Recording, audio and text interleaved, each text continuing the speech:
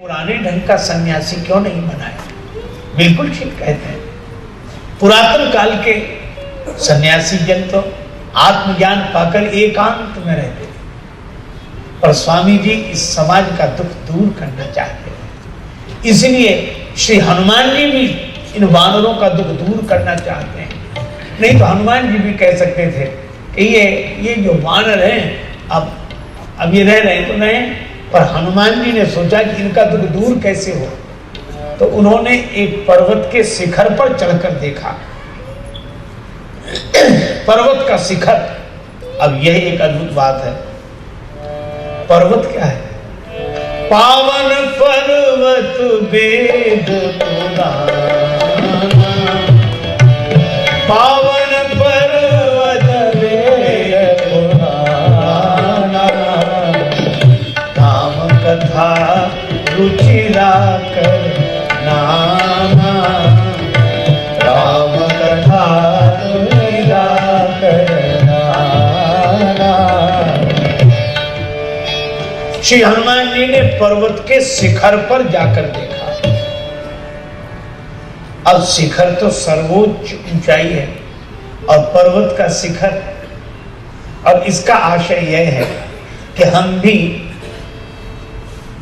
अगर समस्या का समाधान चाहते हैं तो पर्वत की सबसे ऊंची चोटी पर जाकर देखें। श्री हनुमान जी ने इन पर्वतों की चोटी पर जाकर ही देखा। और पर्वतों की चोटी का आशय क्या है?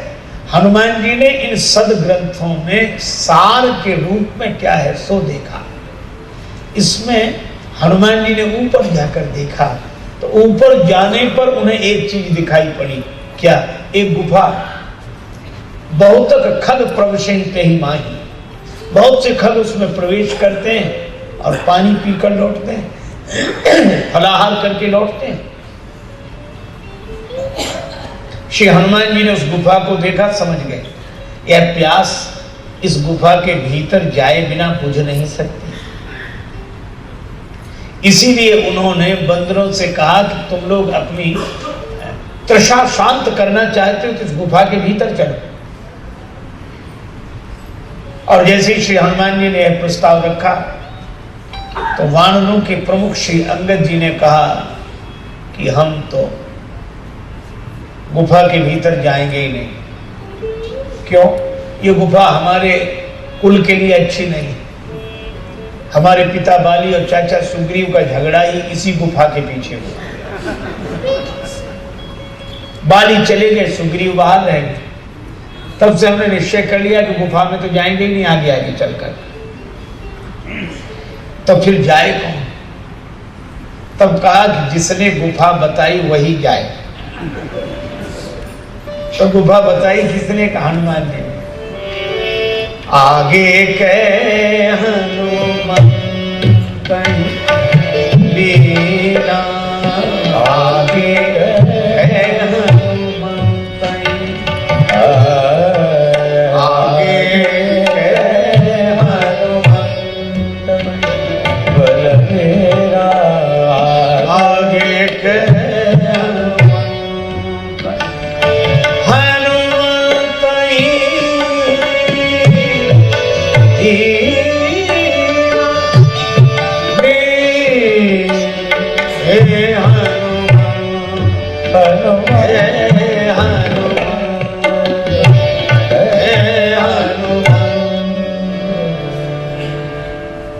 अब ये बंदर खोजते खोजते भटक रहे, प्यास के मारे परेशान।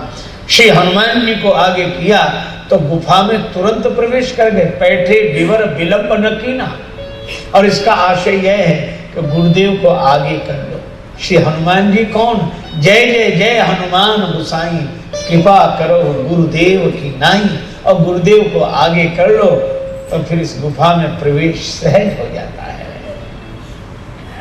और यही किया वानरों ने, श्री हनुमान जी को आगे किया। और इसका आशय यह है कि गुफा में प्रवेश करने के लिए गुरुदेव ही आगे आगे चलें तभी प्रवेश मिलेगा। आश्चर्य, ये गुफा कौन सी है? अगर विचार करके देखा जाए तो अंतर्मुखता ही यह गुफा है, और कोई भी व्यक्ति बिना गुरुदेव के आगे चले बिना अंतर्मुखी हो नहीं सकता। इसीलिए श्री हनुमान जी को आगे आगे किया।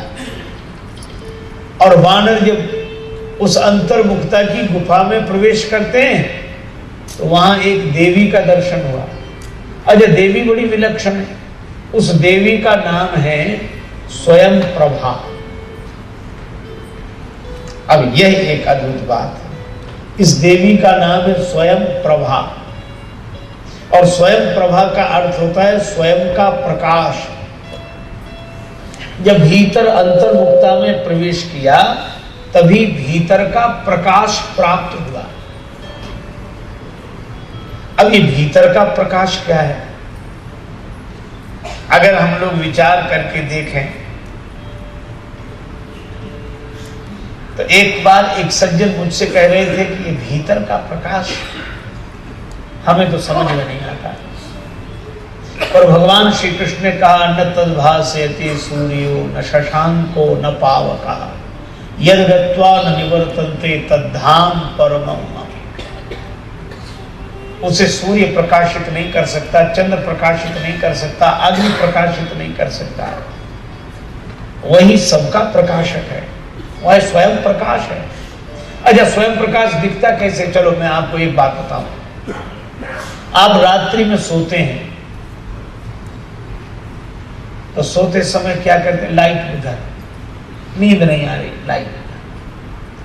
तो पहले तो लाइट बुझा दी, कमरे के किवाड़ बंद कर लिए, फिर सोए तो आंख बंद कर ली। आंख बंद करने के बाद चादर ऊपर से ओढ़ ली। अब आप विचार करना, लाइट नहीं है,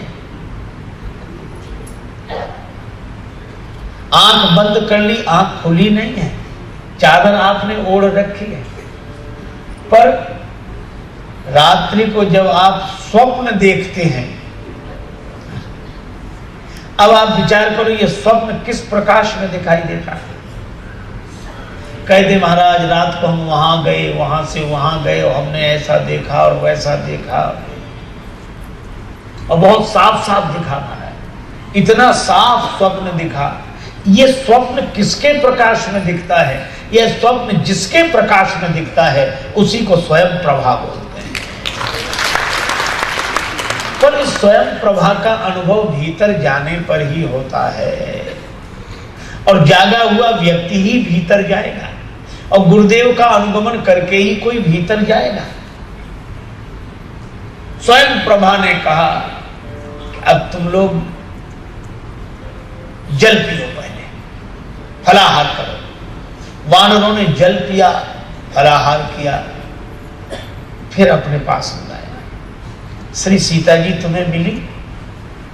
सब बंदर उदास होकर बोले नहीं मिली। कैसे खो जाएगा? तो आप क्या समझती हैं क्या हम वन में आंख बंद करके घूमते रहे? हमने आंख खोलकर एक एक कोना देखा है, सीता जी नहीं मिली। स्वयं प्रभा ने कहा इसीलिए तो नहीं मिली क्योंकि तुम श्री सीता जी को आंख खोलकर देख रहे हो। दुनिया को देखना हो तो आंख खोलकर देखो, और दुनिया वाले को देखना हो तो आंख बंद करके ही देखना चाहिए। श्री सीता जी को देखना हो तो आंख बंद करके ही देखो, ऐसे नहीं दिखेंगे। उल्टी ही चाल चलते हैं दीवान गाने इश्क, आंखों को बंद करते हैं दीदार के लिए। इसलिए स्वयं प्रभा ने कहा कि आंखें बंद करो, तुम्हें श्री सीता जी मिल जाएंगी, मेरा वचन। और मैं श्री राम जी के पास जा रही।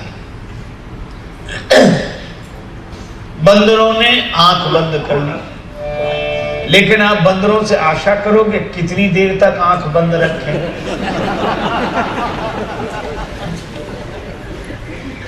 बंदरों की विशेषता है कि आंख बंद करके तुरंत खोल देते, कोई खतरा ना हो।